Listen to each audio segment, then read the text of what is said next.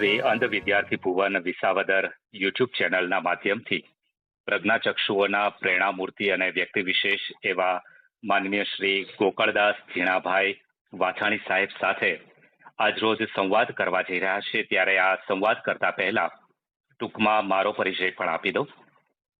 મારું નામ દેવેન્દ્ર ત્રિવેદી, ભારત સરકારના માહિતી અને પ્રસારણ મંત્રાલયના કેન્દ્રીય સંચાર બ્યુરો સેન્ટ્રલ બ્યુરો ઓફ કમ્યુનિકેશનમાં ગુજરાતના સૌરાષ્ટ્ર ઝોનલ અધિકારી તરીકે હું ફરજ બજાવું છું. આ પહેલા all India radio Akashvani Ahmedabad ખાતે 5 વર્ષથી વધુ સમય માટે કેઝ્યુઅલ એનાઉન્સર તરીકેનું કાર્ય કરી ચૂક્યો છું. દૂરદર્શન કેન્દ્ર અમદાવાદ ખાતે પણ 6 વર્ષથી વધુ સમય માટે એન્કર તરીકે કાર્ય કર્યું છે.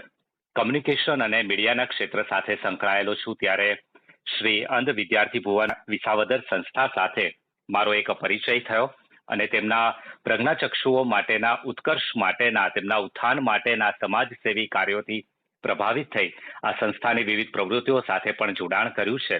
ત્યારે તેના જ ઉપક્રમે સોશિયલ મીડિયાના માધ્યમથી યુટ્યુબ ચેનલ દ્વારા વિવિધ સંવાદ કાર્યક્રમો કરવામાં આવી રહ્યા છે, જેના ઉપક્રમમાં આજરોજ શ્રી ગોકળદાસ ઝીણાભાઈ વાછાણી સાહેબ સાથે આપણે સંવાદ કરી રહ્યા છીએ. નમસ્કાર. શ્રી અંધ વિદ્યાર્થી ભુવન વિસાવદર યુટ્યુબ ચેનલમાં આપ સર્વેનું સ્વાગત છે. શ્રી અંધ વિદ્યાર્થી ભુવન વિસાવદર એક એવું નામ કે જે માત્ર એક અંધશાળા નથી, પરંતુ પ્રજ્ઞાચક્ષુઓના જીવનમાં તેજ અને પ્રકાશ પાથરતી એક સંસ્થા છે. દેશ આઝાદ થાય એ પહેલા 1946ના વર્ષમાં આ શાળાની સ્થાપના થઈ. ત્યારથી લઈને આજના આ દિવસ સુધી આ અંધશાળામાં મૂળભૂત શિક્ષણની સાથે સાહિત્ય, સંગીત, ઉદ્યોગ અને વર્તમાન સમયની માંગ પ્રમાણે કમ્પ્યુટર, રમતગમત જેવી અનેકવિધ પ્રવૃત્તિઓ કરાવવામાં આવે છે અને જેના થકી પ્રજ્ઞાચક્ષુ વિદ્યાર્થીઓ શિક્ષણ પણ પામે છે અને તાલીમબદ્ધ પણ બને છે. અને માટે જ અહીંના વિદ્યાર્થીઓ સરકારી અને ખાનગી શાળાઓમાંથી બહાર પડતા વિદ્યાર્થીઓની જેમ જ અંધશાળામાંથી બહાર નીકળી અને તેમના કૌશલ્ય પ્રમાણે સરકારી નોકરીઓને પણ પ્રાપ્ત કરે છે, ખાનગી ક્ષેત્રમાં પણ કામ કરે છે અને અનેકવિધ વ્યવસાયો પણ કરે છે. માત્ર એટલું જ નહીં, પરંતુ આ શાળામાં એવા પણ વિદ્યાર્થીઓ છે કે જેઓએ પોતાના ક્ષેત્રમાં તો પ્રગતિ કરી છે અને ગૌરવવંતું જીવન જીવી રહ્યા છે, પરંતુ સાથે સાથે તેઓએ પણ અનેકવિધ સંસ્થાઓ સ્થાપી છે અને પ્રજ્ઞાચક્ષુઓના ઉત્કર્ષ અને ઉત્થાન માટે કામ કરી રહ્યા છે અને એક સેવા ભાવના સાથે સમાજ માટે એક પ્રેરણાદાયી વ્યક્તિત્વ બની અને સામે આવ્યા છે. આવું જ એક મોભાદાર, સન્માનીય અને પ્રેરણાદાયી વ્યક્તિત્વ એટલે શ્રી ગોકળદાસ ઝીણાભાઈ વાછાણી, જેમના વિશે ઘણું બધું કહી શકાય કે તેઓ માત્ર એક અંધ વિદ્યાર્થી ભુવન વિસાવદરના વિદ્યાર્થી રહ્યા છે તેવું જ નથી, પરંતુ ત્યાંથી ઉત્તરોત્તર પ્રગતિને પામી અને ભવિષ્યમાં તેઓએ પોતાના રીતે પોતાના દમ પર આગળ વધી અને શ્રી અંધજન કલ્યાણ મંડળની સ્થાપના કરી છે. 1973માં આ એક સ્થાપના તેમણે આવી એક કલ્યાણ મંડળની સ્થાપના કરી અને તે એક નાનકડી સંસ્થા આજે એક વટવૃક્ષ બની ચૂક્યું છે. પ્રજ્ઞાચક્ષુઓના જીવનમાં પથદર્શક તરીકે, માર્ગદર્શક તરીકે, તેમના સહાયક તરીકે, તેમના ઉત્થાન માટે કામ કરતું એક સેવાભાવી મંડળ આખું છે. અંધ વિદ્યાર્થી ભુવન વિસાવદરની મારી એક મુલાકાત દરમિયાન મારો ત્યાં એ સંસ્થા સાથે પરિચય થયો અને સંસ્થાના જ એક સંગીત શિક્ષક શ્રી હિતેન્દ્રભાઈ ભંખોડિયાએ મને એક વાત જણાવી કે અંધ વિદ્યાર્થી ભુવન વિસાવદર તો ઘણું કામ કરે છે, પરંતુ અહીંના આવા ઉત્કૃષ્ટ વ્યક્તિ વિશેષ કે જેમના દ્વારા સમાજમાં અનેકવિધ કામ થઈ રહ્યું છે, તો મારી એવી ઈચ્છા છે કે તેમની જે કોઈ પણ કારકિર્દી છે અને તેમના દ્વારા જે આવું કામ થઈ રહ્યું છે તે સમાજ સુધી પહોંચે અને તેમનું આ પ્રેરણાદાયી જીવન માત્ર એમનું જીવન એમના પૂરતું સીમિત ન રહેતા આવનાર પેઢી સુધી પહોંચે તો કેવું.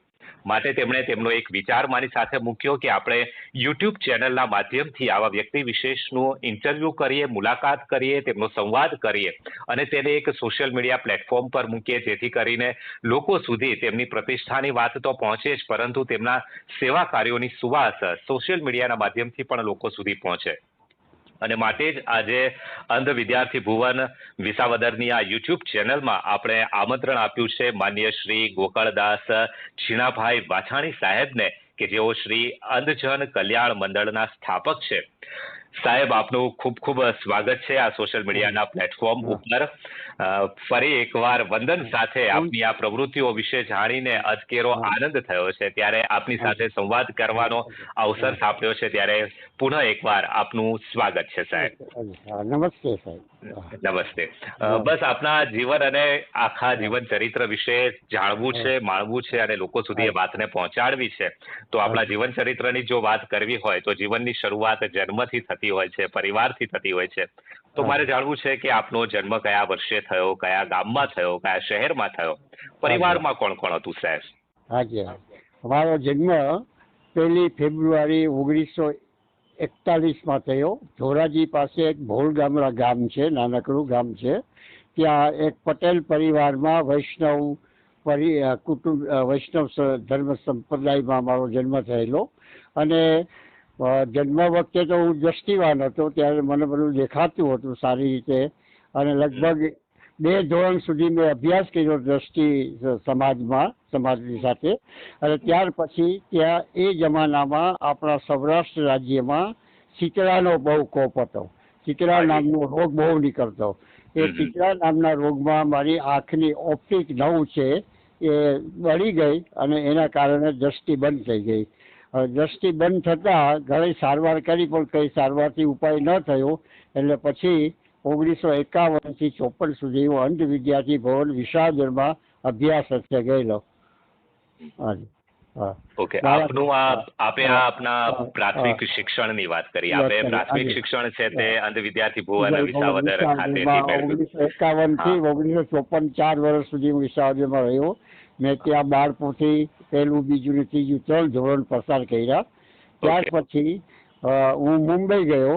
Mumbai Victoria Memorial School for the બ્લાઇન્ડમાં SSC મેં પાસ કરી. SSC સુધી ત્યાં ભણ્યો. અને ત્યાર પછી એ જમાનામાં આપણે SSC પછી કોલેજ થવા 11 ધોરણ સુધીનું SSC ગણાતું અને પછી કોલેજના વર્ષો આવતા. બરાબર. એટલે 1964 હું મુંબઈની વિલ્સન કોલેજમાં પ્રવેશ મેળવ્યો. અને ત્યાં 1967 4 વર્ષ સુધી ભણ્યો અને ત્યાં BA ઓનર્સની ડિગ્રી મેળવી એન્ટાયર પોલિટિક્સ સાથે. અને BA ઓનર્સ થયા પછી મેં બોમ્બે યુનિવર્સિટીમાં પોલિટિક્સ ડિપાર્ટમેન્ટની અંદર MA જોઈન કર્યું. અને MA જોઈન 1969 અમે પૂર્ણ કર્યું. એ પણ મેં સેકન્ડ ક્લાસ સાથે પાસ કર્યું. અને ત્યારબાદ PhD થીસીસ લખતો હતો. ત્યાં મારે અમારા રાજકોટના મિત્રો અને ખાસ કરીને મહાત્મા ગાંધીના પૌત્ર પુરુષોત્તમભાઈ ગાંધી રાષ્ટ્રીય શાળા ચલાવતા રાજકોટની અંદર.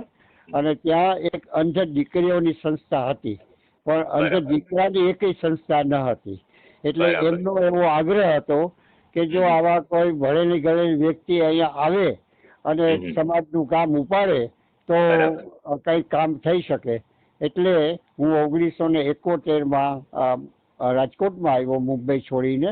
PhD નો અભ્યાસ પણ મેં છોડી દીધો અને અહીં આવીને મેં કામ ચાલુ કર્યું. શરૂઆતની અંદર અંધ સર્વોદય મંડળ રાજકોટમાં એક જૂની સંસ્થા છે, એની સાથે જોયો, એની સાથે હું સંકળાયેલો. મેં 2 વર્ષ એમની સાથે કામ કર્યું. એટલે ઓકે 1973 હું અંધજન કલ્યાણ મંડળની મેં સ્થાપના કરી. અને સ્થાપના કર્યા પછી અંધજનોની પ્રવૃત્તિઓ શરૂ કરી. અમારે રાજકોટની અંદર એ સમયે એવી પરિસ્થિતિ હતી કે અંધજનોને નોકરી મળતી, પણ તેને ખાવા પીવા રહેવાની કોઈ વ્યવસ્થા નહોતી. એટલે 2-2.5 હજાર રૂપિયાનો રોજ મળે. હવે એમાં ક્યાં ખાય, ક્યાં રહે, ક્યાં શું કરે. એટલે આ સમસ્યા બહુ મોટી થતી. એટલે એ સમસ્યાને ધ્યાનમાં રાખી મેં અંધજનો માટેની છાત્રાલય શરૂ કરી, હોસ્ટેલ શરૂ કરી પહેલવેલી રાજકોટમાં. 1974 હોસ્ટેલ શરૂ થઈ. ધીમે ધીમે શરૂઆત 3 વિદ્યાર્થીઓ કરી અને 3 વિદ્યાર્થી પછી ધીમે ધીમે એમાં કાર્ય વધતું ગયું અને સંખ્યા વધતી ગઈ. મને મકાનની સગવડ મળી ગઈ. એટલે મકાનની અંદર પછી વધારે સંખ્યા વધતી ગઈ, 20-25 જણા થયા. એમ કરતા સંસ્થા અને મકાનની ખૂબ જરૂર પડી. એ મકાન માલિકે કીધું મારે વેચી નાખવું છે. તો અમે મકાન ખરીદી અને નવું 3 માળનું સરસ નવું મકાન બન્યું, વિદેશોમાંથી ડોનેશન બધે મેળવીને. અને અત્યારે એ સંસ્થા પાસે 3 પોતાની માલિકીના મકાન છે અને અત્યારે 70 દ્રષ્ટિબાધિત લોકો અમારે ત્યાં શિક્ષણ મેળવ્યા પછી રોજગાર મેળવે છે અને સમાજમાં પુનર્સ્થાપિત થયેલા છે. અત્યારે સંસ્થા આ રીતે આખું કામ કરી રહી છે. એક માત્ર છાત્રાલય માટે જ કામ સંસ્થા નથી કરતી, પણ સંસ્થાએ તો અનેકવિધ પ્રવૃત્તિઓ શરૂ કરી છે. સૌ પ્રથમ એક બ્રેલ સંદેશ નામનું સામયિક બહાર પાડ્યું. એ વખતમાં બ્રેલ લિપિમાં એક સામયિક બહાર નહોતું પડતું. અગાઉ પડતા હતા 2-3 સામયિકો, પણ સંજોગ અનુસાર તે બંધ થઈ ગયેલા. એટલે એ વખતમાં અંધ સમાજને નવી સમાજની કોઈ જાણકારી કે દેશની જાણકારી કશી મળતી જ નહોતી.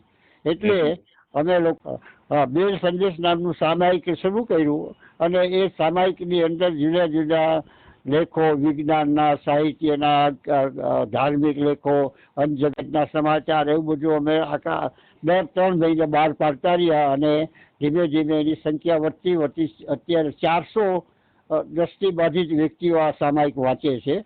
છેલ્લા 53 વર્ષથી આ સામયિક અમે બહાર પાડી રહ્યા છીએ. અવિરતપણે ચાલે છે. સંસ્થાએ પોતાનો બ્રેઇલ પ્રેસ વસાવી લીધો છે અને બ્રેઇલ પ્રેસમાં આ સામયિક દર 3 મહિને અમે બહાર પાડીએ છીએ. ત્યાર પછી છાત્રાલયની આપણે વાત કરી, ત્યાર પછી અમે લોકોએ એક નવી સંસ્થા શરૂ કરી, national Association for the blind, જે ભારતમાં 1952માં સ્થપાયેલી અને તેની રાજ્ય શાખા 1964માં અમદાવાદ ખાતે હતી. હવે મુંબઈમાં કે અમદાવાદમાં બેઠા બેઠા એર કન્ડિશન ઓફિસમાં દ્રષ્ટિબાધિત લોકોનું કલ્યાણ થઈ શકે નહીં.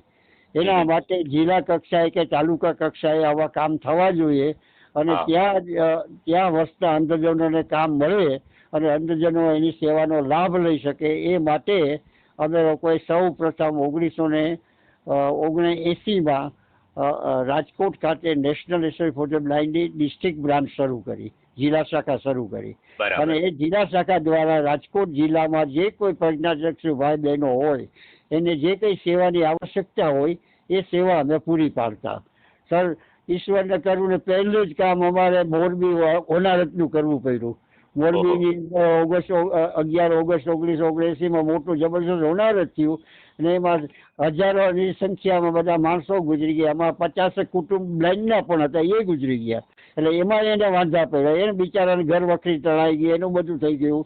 તો અમે પ્રયત્ન કર્યો ઇન્ટરનેશનલ રોટરી ક્લબનો અને રોટરી ક્લબે અમને સહકાર આપ્યો અને એ વખતના અંધ સમાજના આગેવાન ડૉક્ટર વ્યાસ અને જગદીશભાઈ પટેલ એ લોકો હતા. એ લોકોએ આવ્યા અને બધું આવીને અમે અહીંયા 44 દ્રષ્ટિબાધિત કુટુંબને ફરીથી સજીવન કર્યા અને ફરીથી એને મકાન બંધાવી આપ્યા, ઘર વખરી આપી અને કામ કરતા કર્યા મોરબીની અંદર. આ પહેલું જ અમારું કામ આવી પડ્યું 1979માં.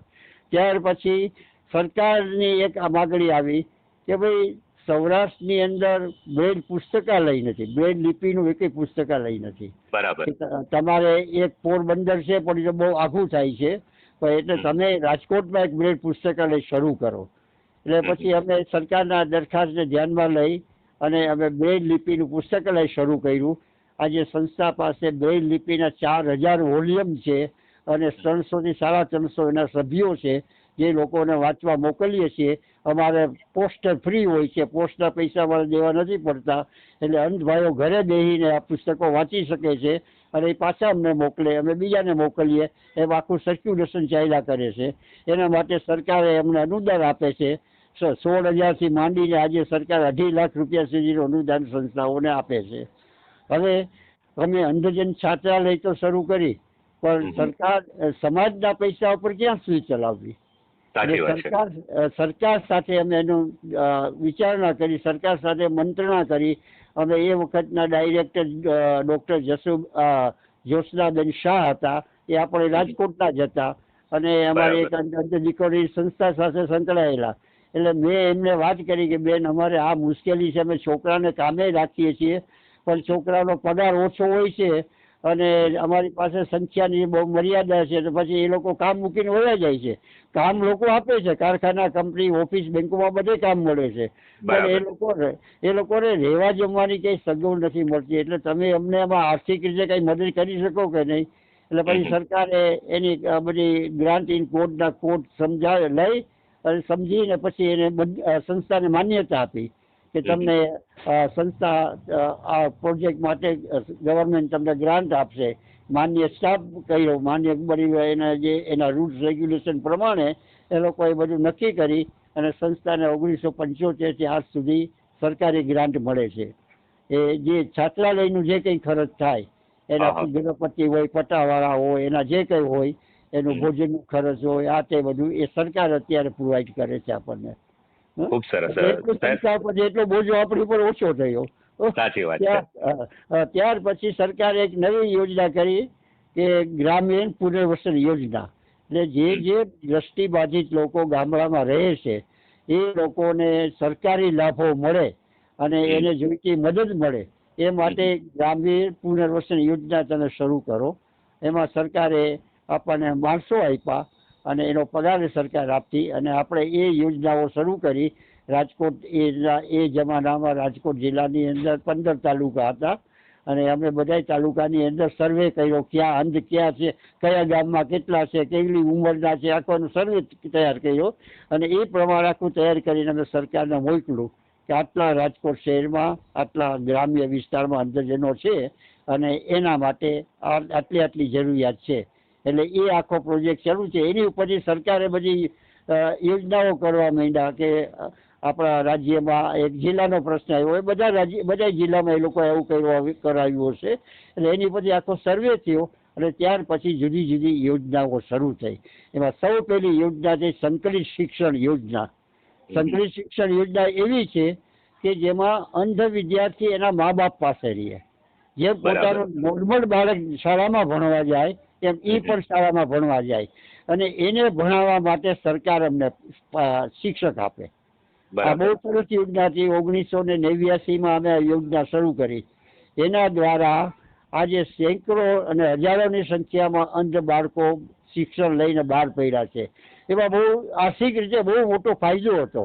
કારણ શું, છોકરો અંધશાળામાં નથી રહેતો. દાખલા આપણે વિશાળ અંધશાળા લઈએ તો ત્યાં 10 છોકરા કે 20 છોકરા રહેતા હોય કે 50 છોકરા રહેતા હોય તો એનું રહેવા જમવાનું મેન્ટેનન્સ ખર્ચ આ જોઈએ તો દર મહિને કેટલું મોટું ખર્ચ આવે. ત્યારે આમાં એને કોઈ ખર્ચ જ ના આવે, કારણ સરકારને શિક્ષકનો પગાર જ દેવાનો આવે. બાકી બધું છોકરો એને મા બાપની ઘરે રહીએ, મા બાપ એને સ્કૂલમાં મૂકી આવે, અમારો શિક્ષક જઈને એને ભણાવે. આવા આપણને સરકારે 11 શિક્ષકો આપ્યા. એનો સંપૂર્ણ પગાર સરકાર આપે. એટલે સંસ્થાએ તો ખાલી મેનેજ કરવાનો કે બરાબર શિક્ષક ભણાવવા જાય છે કે નહીં, બાળકો ભણે છે કે નહીં, પરીક્ષાનું પરિણામ કેવું આવે છે, એની ઉપરથી આખું શિક્ષણનું માળખું તૈયાર થાય. એટલે એ યોજનાથી 1989માં યોજના ચાલુ કરી તો 2025 સુધી અમે ચલાવી. 2025 સરકારે ડાયરેક્ટ પોતાના હસ્તક કરી છે. એટલે આટલા આ દરમિયાન અમારે ત્યાં સેંકડોની સંખ્યામાં અંધ વિદ્યાર્થીઓ ભણી ગયા, હોશિયાર થયા, સામાજિક રીતે સ્થાયી થયા. અને આજે સાહેબ તમને જાણીને આનંદ થશે કે આવા વિદ્યાર્થીઓને રેલવેમાં, બેંકમાં, પીડબ્લ્યુડી ખાતામાં અને હવે તો સરકારે બહુ જ બધી જગ્યાઓ દેવા માંડી છે. તો આવા ભણેલા ગણેલા ગ્રેજ્યુએટ થયેલા વિદ્યાર્થીઓને સારી એવી જોબ મળવા માંડી છે. એટલે સારી સ્થાયી થયા છે. કે આ એક સારામાં સારું પાસું થયું. હવે સારું કમાતા થયા છોકરાઓ એટલે લગ્નનો પ્રશ્ન આવે, સમાજમાં સમાજની અંદર પુનઃસ્થાપન થવાનો પ્રશ્ન આવે, સમાજના મુખ્ય પ્રવાહમાં જોડાવાની વાત આવે, મુખ્ય પ્રવાહમાં ભરવાનો પ્રશ્ન આવે. તો હવે એ અમારી પાસે મહિના આવ્યો સાહેબ કે તમે કઈ લગ્નની વ્યવસ્થા કરી દો. અમારે કોઈ હવે અમને ઈશ્વર કૃપાથી સારો પગાર મળે, અમે સંગીત શિક્ષક થયા. તમને જાણીને આનંદ થશે કે 1977 થી અત્યાર સુધીમાં 250 જેટલા વિદ્યાર્થીઓ અમે સંગીત શિક્ષક તરીકે જિલ્લા પંચાયતમાં કામે લગાવ્યા. જિલ્લા પંચાયતની અંદર. અને સરકાર જેમ દ્રષ્ટિવાળા શિક્ષકોને પગાર આપે એમ એને એટલો જ પગાર આપે. હવે આવા જે વિદ્યાર્થીઓ અમારી સંસ્થામાંથી ગયા એ લોકોને પુનઃસ્થાપન માટે જ્યાં જ્યાં અમને યોગ્ય લાગ્યું, જે અમને સારા કમાતા છોકરા હતા એમાં અમને સારી છોકરીઓ મળી. એ લોકોને મેરેજ કરાવી આપ્યા. એના મા બાપને કન્વિન્સ કર્યા. સંસ્થાના માધ્યમ દ્વારા સંસ્થાએ એના મા બાપને સમજાવીને એના લગ્ન કરાવી સમાજમાં પુનઃસ્થાપિત થયા અને સારી રીતે જીવે છે અત્યારે. અને અમારી એક બીજી સુરેન્દ્રનગરની એક સંસ્થા છે, એને તો લગભગ 251 આવા લગ્ન કરાવ્યા છે એ પ્રજ્ઞાચક્ષુ કન્યા શાળાએ. એટલે મારું કહેવાનો મતલબ એ છે કે હવે લોકો જેટલા અંધજનોને શિક્ષિત થયા, ભણ્યા ગણ્યા, એમ હોશિયાર થયા અને બહુ સારું કામ થયું. હવે ત્યાર પછી સાહેબ અમારી સંસ્થા માટે ને આપણા સૌરાષ્ટ્ર માટે એક મોટો પ્રશ્ન હતો બ્રેડ પુસ્તકો છાપવાનો. બ્રેડ પુસ્તકો છાપવાનો એક પ્રેસ સૌરાષ્ટ્રમાં નહોતો, અમદાવાદમાં એક હતો. એ સિવાય કે હવે અમદાવાદના પ્રેસને આખા રાજ્યના પુસ્તકો છાપવાનું ભારણ આવતું હતું, એ બિચારા પહોંચી નથી શકતા. એટલે આપણે લાયન્સ ઇન્ટરનેશનલને અરજી કરી, લાયન્સ ઇન્ટરનેશનલને અરજી કરી અને એ લોકોએ આપણને સારી એવી ગ્રાન્ટ આપી લાયન્સ ઇન્ટરનેશનલે. અને એના દ્વારા અને અમેરિકાના અમારે દાતા કાલરિયા દાતા દ્વારા અમને સારું એવું ડોનેશન મળ્યું. તો અમે બ્રેડ પ્રેસ રાજકોટમાં 1993માં શરૂ કર્યો. અને એ બ્રેડ પ્રેસ દ્વારા બ્રેડ પુસ્તકો, સંગીતના પુસ્તકો, જે શિક્ષકોને ઉપયોગી થાય એવા પુસ્તકો અને પાઠ્યક્રમ પુસ્તક તો અમદાવાદ દ્વારા છાપતા હતા, એટલે અમે એમાં ડુપ્લિકેશન નહોતા કરતા. કારણ કે એ પાઠ્યક્રમ પુસ્તકો છાપે ભલે, પણ આપણે સંગીતના પુસ્તકો છાપીએ, જ્યાં વિશારદ સુધીનો અભ્યાસ કરતા હોય વિદ્યાર્થીઓ એને સંગીતના પુસ્તકો જોઈએ. શાળામાં પ્રાથમિક શિક્ષણ આપવા માટે, પ્રાર્થના ગીતો ગાવા માટે આ તે શિક્ષકને જરૂર પડે તો એવા પુસ્તકો છાપો. બેન સંદેશ દર 3 મહિને છાપો. બીજું કોઈનું કામ હોય તો એવા બી પુસ્તકો છાપીએ. ધાર્મિક પુસ્તકો છાપવા માંડ્યા. અને આ રીતે 1993થી બ્રેડ પ્રેસ અમારું ચાલે છે. અત્યારે ટોટલી કોમ્પ્યુટરાઇઝ બ્રેડ પ્રેસ થઈ ગયો છે. શરૂઆતમાં તો જૂના સાધનોથી ચાલતું હતું, અત્યારે બ્રેડ પ્રેસ આ રીતે સારું ચાલે છે. અને ત્યારબાદ હવે સંસ્થા પાસે એક માલિકીના મકાન નહોતા, સંસ્થા પાસે બધા ભાડાના મકાનો હતા. હવે એના માલિકોએ કીધું કે હવે અમારા મકાનો વેચી નાખવા છે. તો અમે કીધું અમે લઈ લઈએ તમારા મકાનો. એટલે આપણે 1, 2 ને 3 મકાન ખરીદી લીધા. પેલું મકાનમાં હોસ્ટેલ બનાવી, ઓફિસ બનાવી, ભોજનાલય બનાવી, કિચન બનાવ્યું, કે મને રહેવાનું આખો વ્યવસ્થા કરી. બીજા મકાનની અંદર બધી પ્રાર્થના હોલ, સભાખંડ, આ તે, એમાં બધી ફિઝિયોથેરાપી સારવાર કેન્દ્ર બનાવ્યું, એ ચાલ્યું. ત્રીજા મકાનની અંદર લાઇબ્રેરી, પ્રેસ અને એસી હોલ બનાવ્યો કાર્યક્રમ કરવા માટે.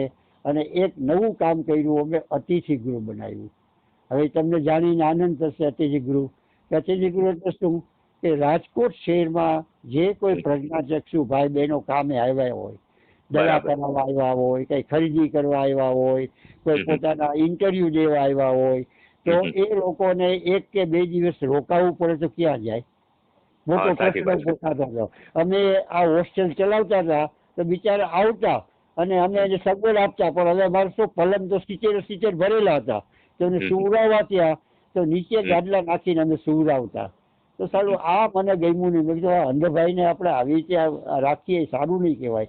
એટલે હું કેદીનો ટ્રાય કરતો હતો. એટલે હવે મને ભગવાને મદદ કરી અને મને 3રું મકાન મળી ગયું. એમાં એક આખો ફ્લોર મેં અતિથિ ગૃહનો બનાવ્યો કે તમે જે કોઈ અંધ પ્રજ્ઞાચક્ષુ ભાઈ બહેનો આવે અને એને 1 રાત 2 રાત જો સારવાર માટે આવ્યો તો અઠવાડિયું રહેવા દેવા અને કોઈ પણ ચાર્જ નહીં લેવાનો. એને કોઈ ચાર્જ ન લેવો. એની પાસે એની ઈચ્છા પડે તો ભલે ચેરિટી બોક્સમાં નાખવું નાખે, આપણે એને નહીં કહેવાનું. પણ એને મનથી એમ થાય કે ભાઈ મેં સંસ્થાનો 4 દિવસ લાભ લીધો, 2 દિવસ લાભ લીધો, મારે કંઈ દાન દેવું છે તો યાર ચેરિટી બોક્સ રાખ્યું છે એમાં રાખી દઈએ. પણ અમે ના કહીએ કે તમારો આ ચાર્જ છે.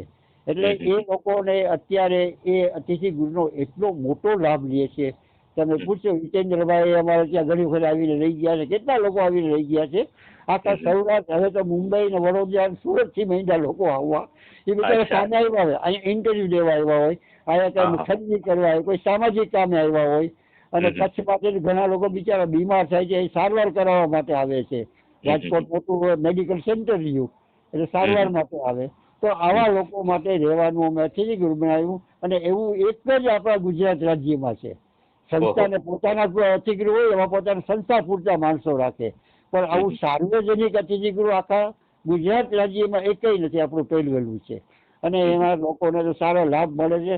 અને તમને હું અહંકાર પેઠે નથી કહેતો, પણ લોકો બિચારા કહેતા જાય કે સાહેબે જિંદગીમાં એક સારું કામ કરતા ગયા એમ કે. હવે મારી તો અત્યારે 86 વર્ષની ઉંમર છે, એટલે હા, હા. ભગવાન ત્યાં સુધી રાખે ત્યાં સુધી ઠીક છે, પણ આપણે જેટલું બન્યું એટલું અંત સમાજ માટે કરતા ગયા છે અને બધી નવી નવી વસ્તુઓ કરતા ગયા છીએ. કોઈ જૂની વસ્તુ આપણે લીધી નથી, કોઈ વસ્તુનું પુનરાવર્તન નથી કર્યું કે નથી કર્યું. એક સંસ્થા કરતા હોય ને આપણે એવું કરવું, એવું નથી કર્યું એમ કે. હમ. એટલે આ ખૂબ રીતે આખી સંસ્થાની મારી કાર્યક્રમ છે. ખૂબ સારી વાત, ખૂબ સારી વાત. આપે કહ્યું એમ આપની 86 વર્ષ 8 દાયકાનું આપનું આ જીવન રહ્યું છે, પરંતુ આપના આ 8 દાયકાના વ્યક્તિગત જીવનમાં 5 દાયકા જેટલો સમય, એટલે કે આપણે કહ્યું એમ 1973 શ્રી અંધજન કલ્યાણ મંડળની સ્થાપના થઈ ત્યારથી લઈને અત્યાર સુધી આપે જે 5 દાયકા છે તે અંધજનોના પ્રજ્ઞાચક્ષુઓના ઉત્થાન ઉત્કર્ષ માટે જ ફાળવ્યા છે, અને આપે જે અનેકવિધ પ્રવૃત્તિઓ વર્ણવી આ મંડળની, ખરેખર તો હું એવું માની રહ્યું છું, અથવા સમાજના દરેક પ્રજ્ઞાચક્ષુ એવું માનતા હશે કે એનો સંપૂર્ણ શ્રેય અને સંપૂર્ણ યશ જો કોઈને આભારી હોય તો એ આપને આભારી થાય છે, શ્રી ગોકળભાઈ વાછાણીને જ આભારી થાય છે, કે જેના થકી નવી વિચારધારા થકી અંધજનોના ઉત્થાન માટેનું ઉત્કર્ષ માટેનું કામ થાય છે. સાહેબ, ત્યારે આજના સંવાદમાં વ્યક્તિ વિશેષ તરીકે આપ જો ઉપસ્થિત છો અને અત્યાર સુધી જે આપે વર્ણવી એ આખી 5 દાયકાની આ મંડળની જે સફર છે તેને વર્ણવી છે, પરંતુ આપ સોશિયલ મીડિયાના માધ્યમથી જેઓ પણ યુટ્યુબ ચેનલમાં આપણને સાંભળતા હશે એમને એ વાત જાણવામાં પણ વધારે રસ પડશે કે પ્રજ્ઞાચક્ષુના ઉત્થાન માટે જે વ્યક્તિ એટલું કામ કર્યું છે તેમનું જીવન ખરેખર એક પ્રેરણાદાયી જીવન પ્રત્યેક વ્યક્તિ માટે રહેશે. માત્ર પ્રજ્ઞાચક્ષુઓ પૂરતી સાહેબ આ વાત સીમિત નથી, પરંતુ સમાજના એ પ્રત્યેક વ્યક્તિ વિશેષ માટે પણ આપનું જીવન છે પ્રેરણાદાયી રહેશે. તો આપના અંગત જીવન વિશે પણ થોડાક સવાલો કરવા છે, થોડીક આછેરી માહિતી મેળવવી છે, જેથી કરીને નવી પેઢી અને આવનાર પેઢી જાણે કે કોઈ એક વ્યક્તિ દ્રઢ મનોબળ, દ્રઢ નિશ્ચય સાથે આગળ વધે તો સમાજને કેટલું બધું આપી શકે છે. તો કેટલાક એવા સવાલો સાહેબ આપને કરવા છે કે જે આપના વ્યક્તિગત જીવન સાથે સંકળાયેલા હોય, જે આવનાર પેઢી માટે પુરાવો બને, પ્રેરણાદાયી બને. ખાસ તો મારો એ જાણવું છે કે આપે પ્રાથમિક શિક્ષણની વાત કરી અને ભણવાની શરૂઆત કરી, તો ખરેખર એ વખતના એક સંઘર્ષ વિશે થોડી વાત કરો કે ભણતી વખતે આપને કોઈ પડકાર લાગ્યો તો સૌથી મોટો પડકાર આપના માટે એ સમય દરમિયાન શું હતો, અભ્યાસકાળ દરમિયાન? એ વખતે સમાજનો વ્યવહાર આપની સાથે કેવો રહેતો હતો, કોણ કોણ આપના માટે સહાય રૂપ રહેતું હતું, સેજ અંગત જીવનની વાત કરીએ સાહેબ. જ્યારે આજથી તમને 56 વર્ષ પહેલાની વાત કરું તો, અને જ્યારે અમે ભણતા હતા ત્યારની વાત કરી, વિશારદ શાળાથી માંડીને તે બોમ્બે યુનિવર્સિટીનો, તો સમાજ એક અમારી સાથે જે વર્તન હતું એ દયા ભાવનાનું વર્તન હતું. એટલે જે અત્યારે વાતાવરણ કહે છે પ્રેમનું વાતાવરણ છે, પણ એ વખતમાં એક આ વ્યક્તિ અંધ છે અને આપણે એની પર દયા રાખીને આપણે એને કઈ ઉપયોગી થવું જોઈએ એવું સમાજનું વલણ હતું. બરાબર છે. પછી ધીમે ધીમે અમે ભણતા હતા ત્યારે કોઈ સાધન નહોતા, એક બ્રેલ લિપિના પુસ્તક મળતા ભણવા માટે, બીજું કશું મળતું નહીં. એ પુસ્તકો જોઈએ એટલા મળતા નહીં, અને કોઈ એ વખતની આજની જેમ ટેકનોલોજી જેવી કોઈ સાધનો નહોતા, એટલે અમારે બ્રેલ લિપિ ઉપર આધાર રાખવો પડતો. અને કે અમારા રાઇટર મિત્રો હોય, રીડર મિત્રો હોય, જે અમને કોલેજમાં, સંસ્થામાં કે શાળામાં ભણતા હોય ત્યારે અમને વાંચી આપતા હોય એવા પુસ્તકો ઉપર અમારે આધાર રાખવો પડતો. અને અમારી ભણતર માટેના જે કંઈ ટેક્સ્ટ બુક્સ હતા કે આ તે, તો એવું કોઈ બ્રેલમાં ત્યારે મળતું નહીં, એટલે અમારે બધું અમારી જાતે ડિક્ટેટ કરવું પડતું. જે કંઈ વર્ગની અંદર, ક્લાસની અંદર જે કંઈ પ્રશ્નોત્તરી થઈ હોય, જે કંઈ પાઠ્યક્રમ હોય એ અમે બ્રેલ લિપિમાં લખી લેતા. એ વખતમાં બ્રેલ લિપિ એક અમારા માટે, અંધજનો માટે સહારો હતો. હવે તો બ્રેલ લિપિનું મહત્વ ઘટતા બીજા ટેકનોલોજીનું મહત્વ આવી ગયું છે. અમારા વખતમાં આ પડકાર હતો અમારા વિદ્યાર્થીઓ માટે. અને તમારા વખતમાં ટકાવારી બહુ હતી નહીં. તમે હું એસએસસી મેં 60% પાસ કરી, ફર્સ્ટ ક્લાસ થનારો છોકરો બહુ ઓછો મળતો, બીએ ઓનર્સ ઓછા મળતા. એટલે એ વખતમાં 60%ની વેલ્યુ હતી. અત્યારે કોઈ વેલ્યુ નથી, 95%, 99% આવે ત્યારે વેલ્યુ અત્યારે થાય છે. એ જમાનામાં તો ટકાવારી બહુ જ મળતી જ નહીં. હું જયારે એસએસસી પાસ થયો આખા અમારા મહારાષ્ટ્રમાં ખાલી 27 પોઈન્ટ જ એસએસસીમાં પાસ થયા હતા. તો હું નપાસ જ થયા હતા. અત્યારે ઊંધું છે, અત્યારે 92% પાસ થાય છે. સાચી વાત છે. એટલે આ જે અમારા વખતમાં જે શિક્ષણનો પડકાર હતો આ મોટો હતો, પણ અમને આનંદ એ હતો કે અમારા શિક્ષકો, અમારા પ્રાધ્યાપકો અમને પ્રેમથી ભણાવતા અને અમારી મુશ્કેલી દૂર કરતા. ત્યારે આજે શું છે, આજે એ પ્રશ્ન ખોટી ગયો. હવે વિદ્યાર્થીઓ શિક્ષકોને માટે એટલો બધો આદર નથી રહ્યો. અમારા વખતમાં અમે શિક્ષકોને ખૂબ આદર આપતા. અમે ભણતા વિસર્જન શાળામાં ત્યારે અમારા શિક્ષકો હતા, એ અમને બધું શીખવતા, અમે એને પૂજનીય ગણતા. અને હવે અત્યારે આખું જનરેશન બદલી ગયું છે, એટલે હવે આખા પ્રશ્ન જુદા આવી ગયા છે. જુદા છે. એ વખતમાં અમારા શિક્ષકો એમાં ખાસ જયારે અમે અંધ વિદ્યાર્થીઓ હોય એટલે અમારા પ્રત્યે વિશેષ ધ્યાન આપીને શીખતા. હું કોલેજમાં ભણતો ત્યારે અમારા પ્રોફેસરો અમારી પાસે આવી, રૂબરૂ આવીને અમને બધું સમજાવતા, અને એને થાય કે તને ના આવડે તું મને પૂછજે એમ કે. અને વ્યક્તિગત પોતે રસ લેતા. અને એના કારણે શું હતું કે અમને ભણવામાં ઘણી સુગમતા થઈ જતી.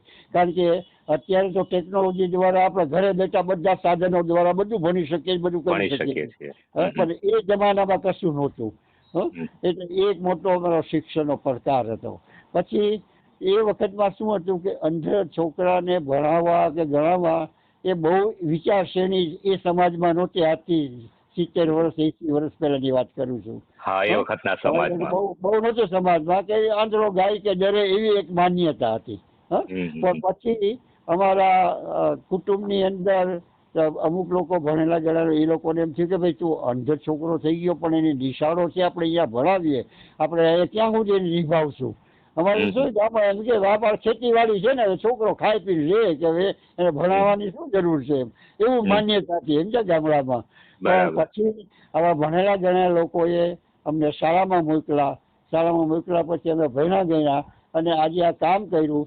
ત્યારે એમાંના કોઈ જીવતા હોય તો એમ કે વાહ વાહ તે કામ કરી બતાવ્યું. હો કે તને તું ભણીને ભણી ગણી ગણતર કરીને તું સમાજને ઉપયોગી થયો. અત્યારે એ જૂની પેઢીના માણસો આપણને મળે ને ત્યારે ખૂબ ખુશી થાય છે કે તમે લોકોએ સારું કામ કરી બતાવ્યું. એમ કે અમે તો જો તમને ભણવા ના મોકલાવો તો તમે શું કરો, ગામડામાં રખડતા હોત નથી.